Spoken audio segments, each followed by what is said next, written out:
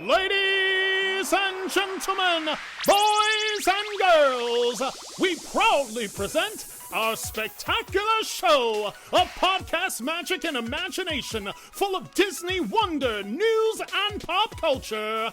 It's the Main Street Electrical Podcast with Jenn Dave and David Dollar. Good afternoon, Jen. Well, hey, Dave. It's the Main Street Electrical Podcast. And as you see, if you're watching on YouTube, you'll see the background behind us. I've got Small World, which is not the Small World that Disney World people know. This is the, I mean, I don't want to say superior, but it is a pretty cool I was going to say Small World. superior. I would because they've got the characters in there. I'll straight up and then say you've got, okay, so is that the Orlando Fun Spot? Is that the big wheel behind you? Oh, no, it's not. It's Mickey. I see that. Okay. Yeah. I was thought you'd say Gatorland. Maybe it's Gatorland back there. One of these days I want to do a show from Gatorland, which might be a solo show because I don't know that you ever would show up. Correct. I won't be there. But we are talking Disneyland today, and to do so, we have got a very special guest on. I'm really excited, and there's a list of adjectives we could go through here: author, speaker, keynote speaker. He's accredited. He's a doctor. He's a traveler. He's a Disney fan, Disney historian. Dr. Jeffery Barnes. Hello, good sir. Hello, David. Hello, Jen. Hey. And welcome to the show. We're going to talk a lot about Disneyland today, some history, and we're going to talk about some of the future, and we'll even just get some random questions thrown in here. But first, the question that we always ask, Jen, how did you Disney this week? Oh, gosh. Well, today specifically, I am Disneying by wearing my new Haunted Mansion shirt. It is welcome back to those who made it. My hair's in the way, but it is my new Tower of Terror shirt because we all know that is my favorite ride. So yes, it is. It's a great ride. I love Mission Breakout, but I would give the edge to Tower of Terror just because of the history of it. Theming is so theming of it. Although I do love the queue of Mission Breakout. The figment of the queue of Mission Breakout is great. Yeah. So Listen, it's a awesome. great ride. Mission Breakout is also great, but I love the theming of Tower. Oh. Well, in honor of our guest today, and normally I don't do the I'm wearing so-and-so shirt because, we have other things going on, but I am wearing my Dapper Dan Disneyland shirt. Yeah. This is the first time this shirt has made an appearance outside of the parks. I wore it in the parks a couple of weeks ago, but I saw a picture. Jeff, you may or may not know, I am an aficionado of Disney shirts, like printed shirts, Hawaiian shirts. I've got just lined up in the closet. My beautiful wife Stephanie is like, we really should start getting rid of some of these. You've got too many, and I'm like, no. Why would I do that? Why? Well, you haven't worn this one in like 4 trips. I know, but I might wear it one day. You don't know. My 6 Haunted Mansion shirts and my 4 Animal Kingdom shirts. I only wear one Animal Kingdom shirt per trip because I only go to Animal Kingdom once per trip. Whatever. So, Jeff, how did you Disney this week? Well, I'm wearing the classic 1971 vintage Mr. Toad's Wild Ride shirt, which I purchased at Walt Disney World during the 50th anniversary. And unfortunately, Mr. Toad isn't at Walt Disney World anymore, so don't even get me started on that topic. But yeah, I'm wearing Mr. Toad, and despite being in Southern California today, we were just at Walt Disney World a week ago. Right. Right. So, and so newly married, congratulations on that. We've been following that, known you for a while here. And of course, we met at the Thing conference put on by Terry Weaver many years ago. And Jen, you said you've interviewed Jeff on your other podcast. My other podcast. Yeah. And then actually you were a keynote speaker, Jeff, at a travel agency conference that I was at, in like 2018, maybe. Okay. Where was was it virtual or in person? No, it was in person. Jamaica. In Jamaica. Mm-hmm. Yeah. No, I remember that. I think it was late November or early December of 2018. Yeah, exactly. It was like the end of the year for sure. Very cool. Mm-hmm. That's awesome. I mean, we're all 3 besties, which is great. We're all BFFs now, which is awesome. So first thing though, we got a lot of questions to ask you, Jeff, because I want to pick your brain. I consider myself an amateur Disney historian because there's so much that I don't know, but I love knowing little tidbits and facts. But you were on How Disney Built America on the History Channel. Which was really cool. It's queued up here and it's on the History Channel. You can stream it. It's right here. I've got it here, and I haven't watched it yet, and I haven't finished the book yet. So I'm a terrible host when it comes to prep. But I'm getting there. But how did that even come about? I mean, did they just like, we have to talk to you? I mean, how did that work? Oh, so I got a random email. I want to say early to mid-October. And it was from A&E's History Channel. And they're like, we're doing this series, How Disney Built America. And we want to know more about Walt, and you were recommended as a local Southern California LA expert. So can we have a conversation with you? And I'm like, of course, because my background is teaching history, and I would use material from the History Channel. So the idea that they would ever want anything from me was like sort of absurd, and to some degree maybe a dream come true. I don't know. So cool. And I did a preliminary interview, and they just kept asking question after question after question. And they're like, oh my gosh. Because at first they thought they were just going to talk to me about Walt and Disneyland, because that tends to be my prime area of focus and expertise. And they're like, yeah, we want you on all 6 episodes. So the next thing I knew, I was flying out to New York. And it was sort of an interesting process, because they put me in a chair and they asked if I was comfortable. And I said, yes. And they said, great, because you're not leaving for like the next 7 hours. And then they just asked question after question after question. And the only breaks were like sort of in between the episode content. So they would be like, okay, we're gonna talk about the origin of Mickey. And we would go for like 45 minutes, then take a short break. And okay, now we're going to talk about merchandising. And, and then we'd take another break. And we just moved forward all the way through Disneyland. And of course, Walt's final dream, final wish, final vision, which was Walt Disney World in Central Florida. That's awesome. I know it's 6 episodes, and I actually may wait to watch it, because when I finish one, I want to binge the whole thing. So I might actually put it off for a few weeks and then watch like a bunch of episodes at a time, because if I get the episode, 1 and finish it, I'll be like, what the heck? I got to wait. This is no, I'm not used to this. I don't like this. I have to wait. It's so funny how our consuming habits have changed, right? Right. If we can't watch all of it at once, we don't know what to do with ourselves. And it's a concept that wasn't even around, I would say 15 years ago, because, and I could be mistaken, 10 years ago, really? But I believe that Netflix putting on Arrested Development, all episodes at one time, that was like one of the first times any streaming service or any service had ever done that. And people were like, you can watch all of them at once? I'm so, and now we're just so used to that. You're like, I don't want to, why do I have to wait for this? And so why do I have to wait a whole, wait a week to watch something? I should just watch it now. Yeah. It's so interesting how, we resist change, right? And yet every crazy idea seems super obvious after the fact. That's so very true. Very true. So I want to dive in a little bit here, and let's talk about your history with Disneyland, like your history in particular. When was your first visit to Disneyland? What made you go, you know what? I really want to dive into this, and I want to know more about this than anybody else in this room right now. And so great question. Thank you. My first visit was in August of 1988, and I hated it. Wow. I couldn't stand the place. It was too hot. It was too crowded. Star Tours was the newest, latest, greatest attraction. We were living in California, so it had been plastered on endless TV commercials. I knew how to get down Main Street. I knew how to get into Tomorrowland. I asked a cast member, where is Star Tours? And the good news was I was in the right place for the ride. The bad news, wrong place for the line. We got redirected to the very end of Main Street. Oh, no. And it took more than 3 hours to experience my very first Disneyland attraction. By the time we were done, oh my gosh, because we just go stumbling in there at like 11 o'clock on a Sunday morning in August. By the time we were done at 2:30, the park is even more crowded. It's even hotter.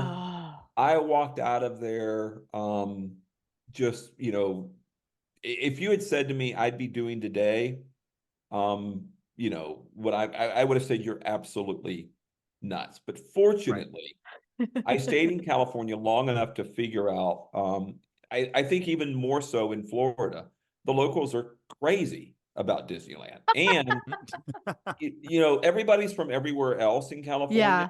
And so the only two things that we share in common is we love In-N-Out Burger and we love Disneyland. I've never been to so In-N-Out I'm Burger. like, okay, well, I get the hamburger, but what did I miss about the amusement park? And Walt once said, in order to be successful, you really only need 4 C's: confidence, curiosity, consistency, and curiosity. And I've always been fortunately insanely curious.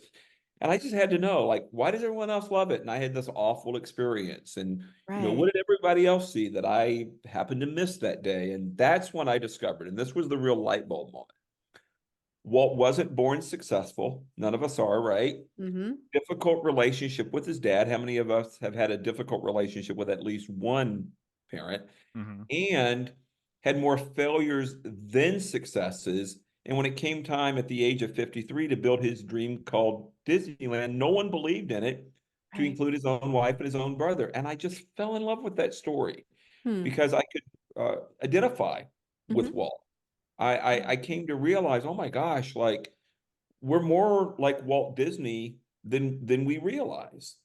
And I went back 3 years later with that story and knowing more information and details about the story that the park is trying to tell.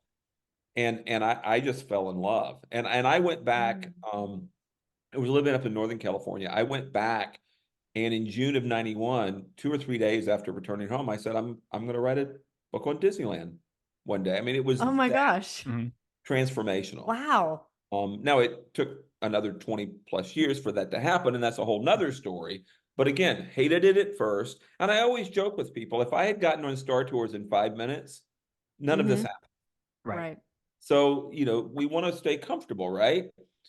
We want things to be easy. And yet the challenges that we face and the difficulties that life inevitably throws at us ultimately take us to exactly where we're supposed to go and do exactly what we're supposed to do. So thank goodness I'm not a patient person and hated waiting 3 hours.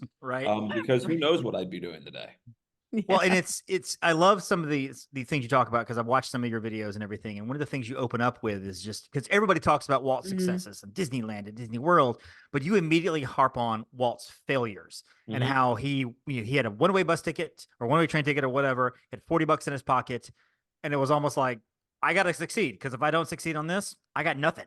And so, so talk a little bit about that. Like, what are some of the lessons that I know there's a whole lot of lessons to pull from that. But, and your book is all about those lessons. But what are some of the biggest lessons that you pull from Walt's successes and really his failures?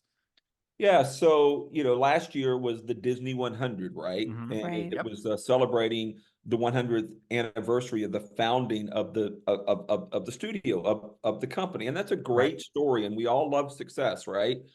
I wish more of the backstory had been shared. And of course, the backstory is, you know, Walt's bankrupt in 1923. Laugh-O-Gram Studio, the very first studio in Kansas City, lasts all of 18 months. And with that financial failure, Walt faces a choice. He can stay in Kansas City, which really means staying stuck and giving up, which would have been fine, right? I mean, Kansas City has great barbecue and a pretty decent football team these days. But it's not doing what Walt was meant to do. And fortunately, he made a different decision. He decided to go all in on himself, all in on his goals, all in on his dreams. And he did that by boarding a train for California with all of $40 a single suitcase and a one-way ticket. How many of us are stuck in the past today? And Walt wasn't going to go back to Kansas City. He wasn't going to stay stuck in the past. He was going to keep moving forward. And if there's one lesson we can learn from Walt is, regardless of where you are today, tomorrow will be better as long as you what? As long as you keep moving forward. And you know, that bankruptcy, that financial failure, you know, Walt would go on to say it's important to fail early in life because it sets you up for success later on down the road. Well, and it makes me think too of, you know, one of the biggest failures that you could have is having a friend or somebody who you are close with betray you. And that's what happens with Charles Mintz, you know, in like 1928, 29, whenever he went to New York to steer up the contracts and realized all the animators had been, you know, hired out from under him, and he lost Oswald, and, you know, thus the legend of creating Mickey on the train. Although I've heard various biographies sort of say, well, most of that is true, sort of, but some of that, whatever. And, you know, but that's what it makes me think of too, is that, you know, it's not just, okay, I was broke and now I've succeeded and things are good. And, you know, things were not good at all. I mean, I've read the biographies. Yeah.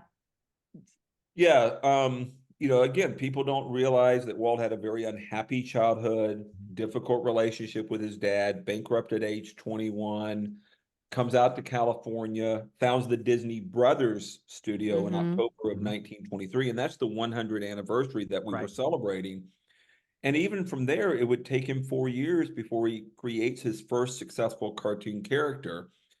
And that character is not Mickey Mouse. Walt once said, we can never forget it all started with a mouse, which is a great story. It's just not true. It started with bankruptcy.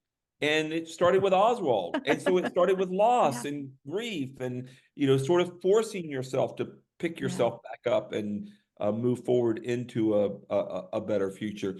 And I want to say something about the Mickey origin story, because the show on Sunday night, How Disney Built America, told that story in a way a little bit different from what I think most of us have heard, and certainly different from the way that Walt ultimately told it. And, I'm perfectly okay with that. Walt once said, never let facts get in the way of a good story. And he was really sort of copying Mark Twain right. when he said Right. that.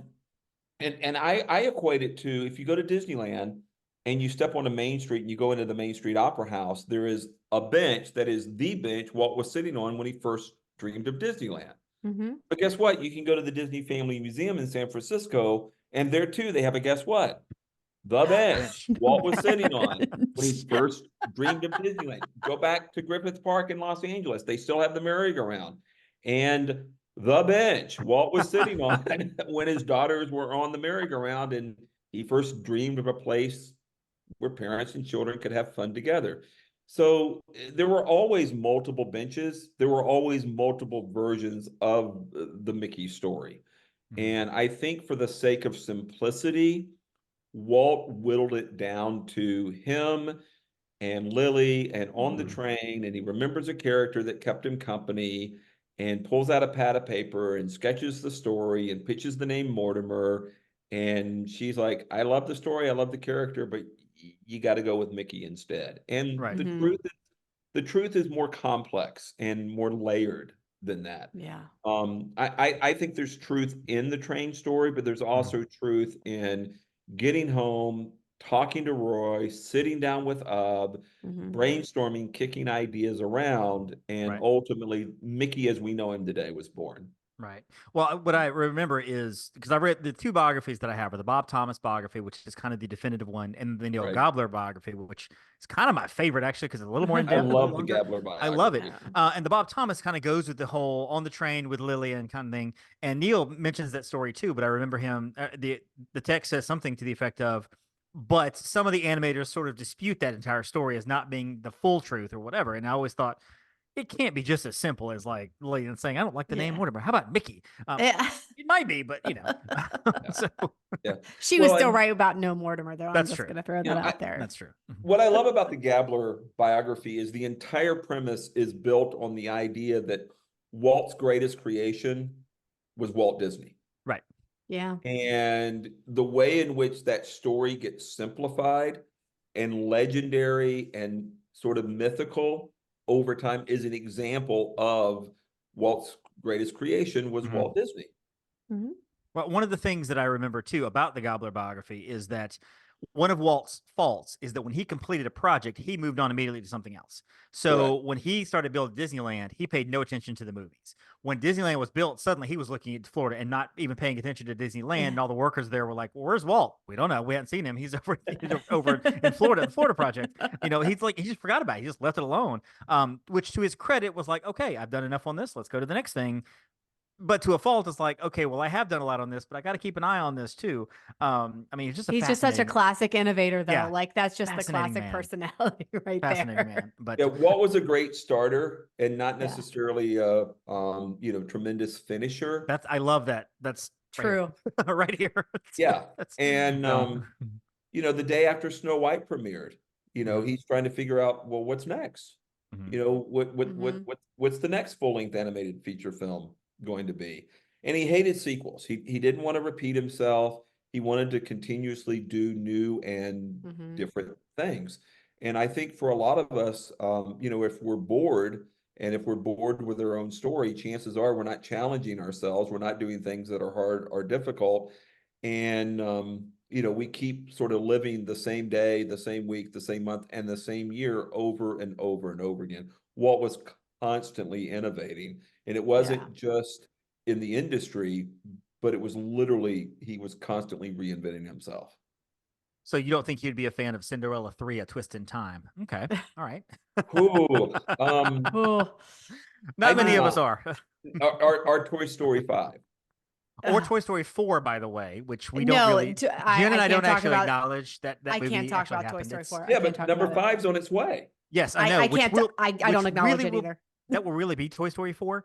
It's like I skip Rocky 5 because it's so terrible. I go straight to the sixth one, which is much better. So Yeah, it's just stick a the way I fork look in at it. They're done. Pretty Yeah, much. I mean the three Pretty the much. first trilogy for Toy Story was such beautiful storytelling. It wrapped up so perfectly, and then Yes. Yep. y- Well, the and same then with I- Marvel and Endgame, right? Yeah. It was perfect. Well, We don't need well, anything past Endgame. yeah, and I could see. I mean, the couple of movies that came after were fine, but I think they've. This is a whole other podcast, but I feel like they've lost direction, and I feel like they've got Fantastic Four and X-Men. If they don't get those right, they're done completely because they got nothing else left. So, that's another story, another podcast. Jen's like, what? So let's talk a little bit about Disneyland today. I know you have a course on Disneyland. Like people can take the course and actually become, I guess, Disneyland experts. Or, I mean, what happens when we take your course? Also, why could I not have taken that when I was going to college? Like, why could I have not gotten credit? Like, Jeff, you needed to create that back whenever I was in college. Well, you know, there's two reactions when people hear about that. One is, really? Seriously? Like a college course that, you know, the federal government spent tuition dollars on? But others are like, oh my gosh, where was that class? Where was that class? I was in college. And I think for a lot of us, you know, we have an idea, but we think everyone has to be on board with the idea. We think everyone has to agree with whatever our next step is. And no, like you have to challenge yourself. And sometimes you have to move into spaces that not just, you know, not everyone agrees with, maybe no one agrees with it. I mean, it's been said when Walt was building Disneyland, he did not have a friend in the world, but he believed in it and he did it anyway. I love that because it's so inspirational. Seriously. No, you knowing Walt as well as you do, the parks today, and I don't want to be negative at all, but let's just say he walks into Disneyland or California Adventure. What do you think he would be most impressed with his vision? And what do you think he would look at and go, you know, I might have done that differently, or maybe not at all? So first and foremost, the fact that it's still there and the fact that it's so incredibly popular. And what I mean by that is I travel the country and the world speaking on Walt and Disneyland and Walt Disney World. The number one complaint by far is, why is it so darn expensive? Yeah. Guess what the number two complaint is? Why is it so stinking crowded? What a phenomenal business problem to have. I think Walt, I should have known that. Right. Yeah. Walt would have a grin from ear to ear with the company facing that problem on a dream he had that no one believed in, to include his own wife and his own brother. Coupled with, even though he never wanted to do another Disneyland, and Walt Disney World wasn't really about Magic Kingdom or what I like to call Disneyland 2.0, it was about Epcot. The fact that the sun never sets on a Disney park anywhere in the world today, again, would be just massive validation. So that's true. And then beyond that, I think our fans are going to be able to relate to this. It's not the fact that the People Mover is gone. And they were working on a new Tomorrowland in 1967. They opened it in 67. Walt knew all about it. In fact, it was even referred to as Walt's World on the Move. Because it was going to have so much transportation, the carousel and energy and what have you.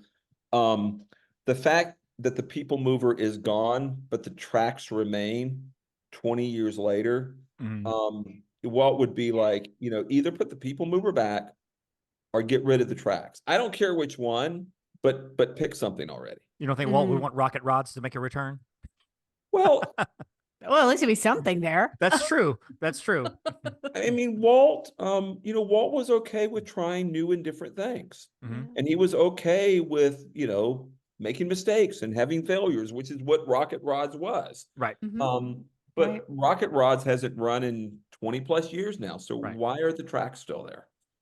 What do you think? Why do you think the tracks are there? They just haven't gotten around to taking them up, or is it a structural thing, or do you think somebody in the office is like, you know what, we're going to do something with those tracks one day?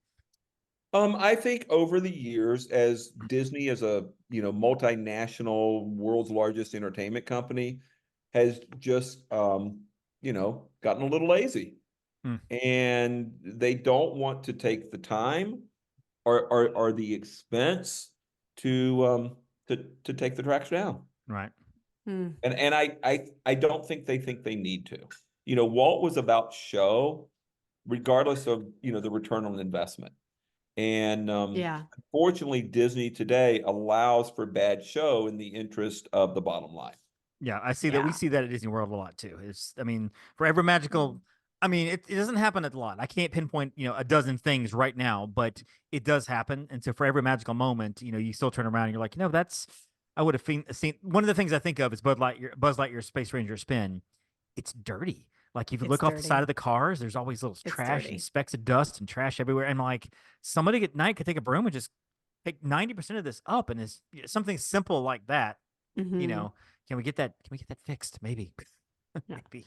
Well, along those lines, talking about failure, and this might be jumping to a totally different subject, but how do you think Walt would have felt about the Star Cruiser? Because that was, I mean, I guess we could almost call that, I hate to call it a failure because it was phenomenally successful at some level, but. Yeah, so again, I think Walt would be pleased with the idea that they're trying new and different things. To a person, anyone I've talked to who experienced it said it was unbelievable, unlike anything that they had ever done. And it was just like freaking fantastic. Yeah. And so the challenge I have with the Star Cruiser is the way in which social media, quote unquote, influencers, and I hate that term, like just be an influencer. I don't care, like, you know, why or how. Right. But people just loved the fact that it failed. Like they just sort of jumped in on it, and you know, what was Disney thinking? And this was like way too much money, and beep, beep, beep, beep, beep, beep, beep, beep. And my whole thing is like, yeah, Walt would have supported the idea of taking that kind of risk. And apparently it was really, really groundbreaking. It was and really I well think we're done. going to see elements of it come back into the parks in some form or fashion. I hope so. Just like, you know, that Walt wanted to do a ski resort in California, Mineral King. Yeah. And Country Bear, you know, that ended up not happening, unfortunately, but they saved the show, and we know it as the Country Bear Jamboree today. Or, you know, Disney in the 90s, they wanted to do the Disney America Park in Virginia, and that didn't happen. People don't realize that soaring over California or soaring around the world was an original attraction for Disney's America. So there's always something you can salvage from these ideas or from these failures, and you're not going to know what works until you get up off your own park bench and start trying and executing. Right. And that's one thing that I wish both parks would do is tell more original stories. And I understand it's a little easier, maybe less financially impactful to, you know, take a story that's already existing, like an IP, do a ride around it, retheme a ride to something else, whatever. But I would love to see an original character. You know, something else come out with Mickey Mouse, with Mickey's Runaway Railway. Yes, you're existing Mickey and Minnie, but you know, you've got Chubby, the little orange bird that's there. It's an original story, not based on any concept of anything else. And I think that's great. But I feel like the last original story we saw in a long time was Everest with the Yeti. You know, they told the whole story in the queue and the mountain and everything. But since then, there's not been a whole lot of like, we're introducing this brand new story that you've never heard with these brand new characters you've never heard of. You know, I miss that. I miss that creativity. Jeff, do you agree though that the Matterhorn hurts your butt? This is completely unreal, but we got to know. Inquiring minds need to know. Or your back. Yeah. When's the last time you were on the Matterhorn? It's probably been 2020. 2021. January 2020. So I have historically hated the Matterhorn, and I have 7 different back fractures. So from the Matterhorn. And it feels like, you know, you need the jaws of life sometimes to get out of those bobsleds, but I don't know when the last refurbishment was. It's not nearly as bad as it was. Oh, that's good. Okay. Yeah. Okay. It's over time become one of my favorite attractions, when originally it was an attraction that, you know, I didn't care for much at all. Good to know. It's our version of Space Mountain out here. Our Space Mountain is like that, where they're rickety and shaky, and you get off and you're like, oh man, that hurts. Oh, so it's an age indicator. How old am I? Yeah, Space Mountain is, you know, sort of Matterhorn 2.0 to include A little bit. 2 tracks. You go up the Right. middle in between. I will tell you, however, the biggest issue in my marriage right now is Lindsay believes that Space Mountain at Magic Kingdom is better, where I will What? die believing that Space Mountain at Disneyland is the far better version. Well, normally I'm going to support the woman, but I can't right now. I think if the Disney That's if the Magic Kingdom version was smoother, as smooth as the one in California, I would probably agree with that. I love the theming. I love the concept of the single rocket, the single line. Yeah. It's so rough to me. It's and the just so music, like, it's like being right behind you in Mhm. California is just better. It's just Yeah. better. Yeah. Yeah, so I actually I was doing an event for Give Kids the World and interviewing Imagineers, and I had a chance to have dinner with them Yeah. before we took the stage, and we were talking about Space Mountain, and I had Yeah. always thought it was just sort of, a kind of copycat version of Matterhorn, because Mhm. that's what they knew from 1959. And they actually said, no, that's not exactly what happened.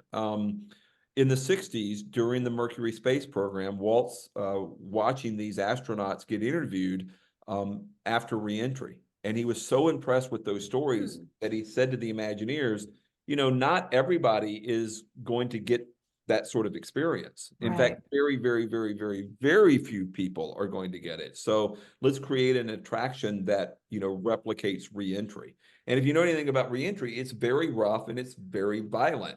That's And true. once Space Mountain opened, they realized, yeah, we need to tone this down a little bit because we may have gotten it too accurate.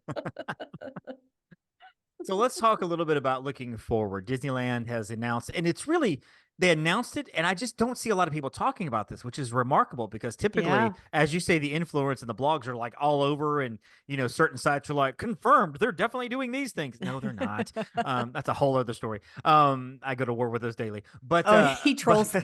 trolls them. But no, Disneyland Forward. In your mind, what do you? Well, break it here. What do you know? What can you tell us? What do you think about Disneyland Forward? What do you think we're trying to do here?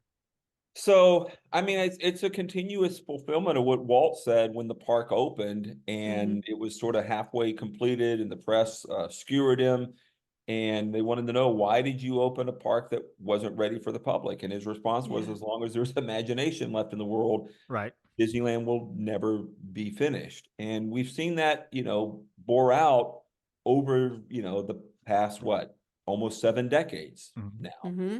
And, Disney as a company knows that it has to continuously update the park. And, fortunately, I mean, my understanding is they could build everything that they built at Walt Disney World 4 times over and still have land left.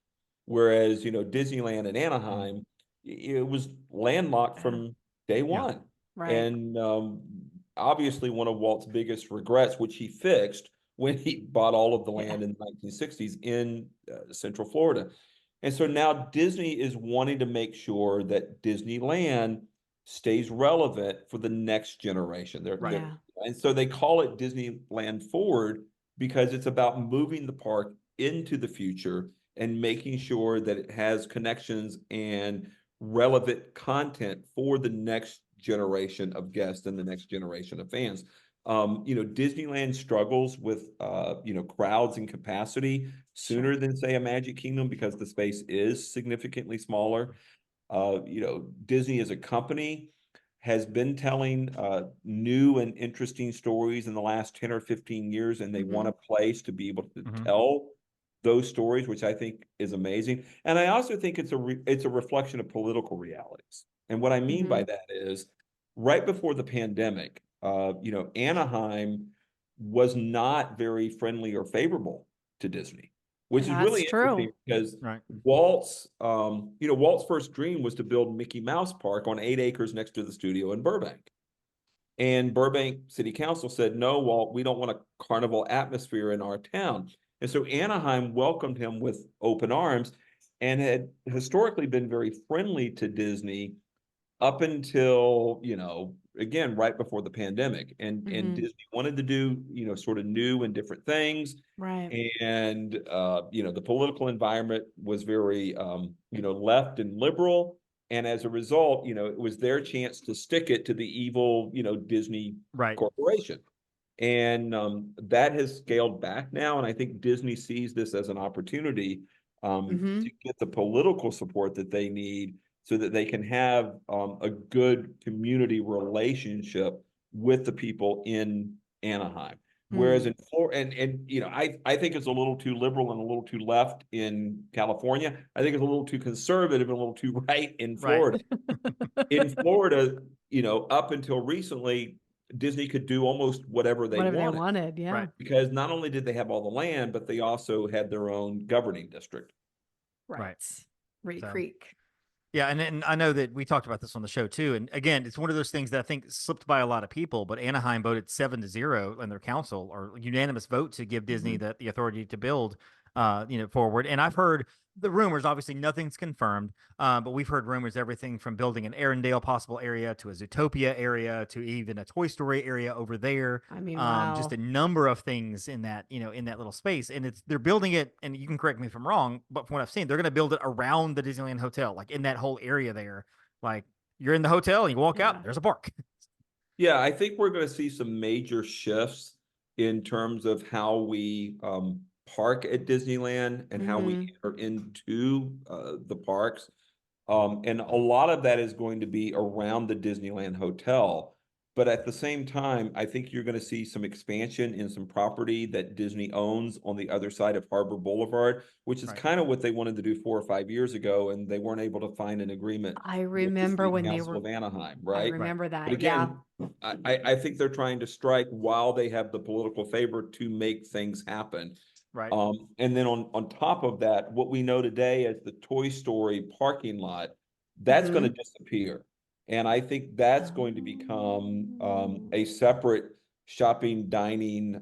It's going to be sort of become another downtown Disney or another Disney Springs. And, that would be nice. Yeah. And now, does that downtown Disney's not going anywhere? I mean, you see a lot of investment in that space. It's still under renovation, isn't it? I think there's still a lot of construction. Under, significant, because what had happened was they were going to build a 4th hotel, and they had even closed the I remember theater. that. It closed the ESPN zone, and they had closed the Rainforest Cafe. And then they couldn't get the approval from the city council. And, they were sort of stuck with a west end of downtown Disney where stuff had been, shuttered and closed. And it's like, well, what do we do with it now? And so they're sort of figuring out their way forward, if you will. And most of what is happening right now is making sure that you don't just have the support of the city council, which they obviously do at 7-0, but they also want to make sure they have the support of the neighbors, of the people in the community. Yeah, that's important. So that everybody can recognize, look, Disneyland's been good for Anaheim. Before the park opened, it had 14,000 residents and 60 motel rooms. 10 years later, it was home to a Major League Baseball team. Right. So, Disneyland is Anaheim. And at the same time, Anaheim is Disneyland. So they got to figure out how to, partner together, move forward into the future together, and do it in a responsible way so that it's not all on the backs of, the residents of Anaheim. People may not realize this, but the Mickey and Friends parking structure, the citizens of Anaheim pay for that. It's in their property tax bill. Disney gets all the revenue. Right. But the citizens of Anaheim paid for it. And moving forward, the residents, and I think rightly so, want to make sure that they don't get stuck with that bill or anything like it again. That's fair. Like it. So let's jump over real quick. I want to do a little game called the Magical Wheel of Random. And what this is basically, it's a wheel that I have a little wheel app here with a whole lot of topics on it. I'm just going to spin it here real quick, and it'll be a question or topic, and we all will answer it. And Jen, we've actually answered some of these before, but the first one is attraction you wish you could have ridden, whether it may be the closed attraction, one that went away a long time ago, or whatever. What's an attraction that you wish, if you could go back in time for like a day, you could ride this ride just once? Horizons. Nice. In the best park, David. You mean Hollywood Studios? No, Epcot. Yeah, I want to ride Body Wars. The concept of Body Wars is always just Oh, I love thrilled Body me. It Wars. looks watching on YouTube. I'm like, this looks so cheesy, but I would love to ride Body It Wars. was not cheesy. It was so great. Jen, for you, what is an attraction you wish you could have done? Swan boats. That was Swan before my boats. time. I did the swan boats. Did you? Yep. I did them with my grandmother in the summer of 75. Oh my gosh. My husband was there in around that time frame, 75, 76, and he got to ride them, but I never did. Yeah. Yeah. And just for clarity, I grew up in the panhandle of Florida. My first trip to a Disney park was Magic Kingdom in August of 74. Part of the reason why I hated Disneyland was I was completely underwhelmed based on my childhood and memories of Florida. Sure. What part of the Panhandle did you grow up in? Fort Walton Beach, Destin, Niceville. Oh, Destin. Gotcha. Okay. Yeah, I grew up right across the border in Alabama, a little town called Sampson in Geneva County. And so we were an hour from Panama City Beach and just all that. So I've been to all those panhandle, which is like Alabama South, basically, or the Redneck Riviera, as they call Alabama South. So, Yeah. next question. Do you have a favorite hidden Mickey? Ooh, a favorite hidden Mickey. I do. It's the barrels. It's the 3 barrels tied up at the very end of Pirates of the Caribbean here at Disneyland. Oh, that's a good one. Which again isn't that hidden because it's like huge, right? Right. But if it's one of those, if you don't know it's there, you don't pay attention to it because it's so big, you just walk by it rather than stepping back and seeing it. So, my favorite, I think, was, and I don't think it's there anymore because I can't find it, is in front of Haunted Mansion in the sidewalk. There used to be a little manhole cover, a little electrical cover with 2 hoof prints making the ears, and they paved over it. They've done other things with it, and because I went looking for it recently, and I'm like, it's gone. I know Where'd exactly my which hidden one. Mickey go? It's been gone several years now, but that makes me sad. Jen, do you have a favorite hidden Mickey? Gosh, it's hard to pick just one, but I really love the one in Spaceship Earth. It's where the Roman soldier is and his pack, and then there's like I guess they're like pans or something to cook with, but like bronze, or it makes a little hidden Mickey, but you have to look at it from the right angle. So, final question: do you have a favorite Disney sidekick? Whether it's movies, parks, whatever, a favorite Disney, not the main character, but a sidekick. Ooh, well, I want to say Lindsay because she goes with me everywhere. Good answer. I don't know that she would care to be called a sidekick, so I have to be careful there. Ooh, Sunny Eclipse. Fun. That's a good answer. That's a yeah. We love sitting in Cosmic Rays and drinking a cup of coffee and just listening to that ridiculous honey show from 1995. It like, and again, I'm sure part of it's because we don't have it here at Disneyland, and so it's a unique Magic Kingdom Walt Disney World experience. But yeah, and I was a huge fan of Alf when Alf came out in the 80s. And oh, that's fun. That Alf was great. Of Alf, right? So yeah, I'm gonna go with Sunny Eclipse as my Disney sidekick. I love it. And Sunny Eclipse is one of those characters that I feel like a lot of young people don't know much about. And they're like, what is this playing in the Cosmic Rays? I'm trying to eat a burger. But it's one of those OG characters that so good. You know, all parents should be teaching their kids about Sunny Eclipse. It's 100%. Good parenting. It's just good parenting. Well, and I just wrote a blog about him, and I said, you know, there's no such thing as bad jokes or dad jokes for me. They're just jokes. And Sunny is all about that. It's funny. Jen, your favorite sidekick. And we'll go, let's just go parks. I know we've talked about movies before. Let's go Figgy. Parks. Of course, Figgy. Come on, Figgy. I knew that. Figgy. So my favorite in the movies is Rhino from Bolt. Jen and I have talked about Rhino many times. I always bring that up. But in the parks, I do love the Orange Bird. I think the Orange Bird is great. But I'm also, speaking of orange, birds, I love Chubby from Mickey and Minnie's Runaway Railroad. I don't know why they made Chubby like an orange bird, because it's so similar to the other one, but at the same time, it's a fun little bird, and my wife loves him. My wife just thinks he's so cute. But can I just tell you what they need more of is that, like, there's the sunshine, and he's yes, he's so. I he watch him every needs time I his go own in. merch. He needs merch. That's all. That's awesome. That's good. So, Jeff, you got two books out, The Wisdom of Walt, and of course the Continuing Wisdom of Walt with the which is centered on Epcot. And I've got both of them on Audible.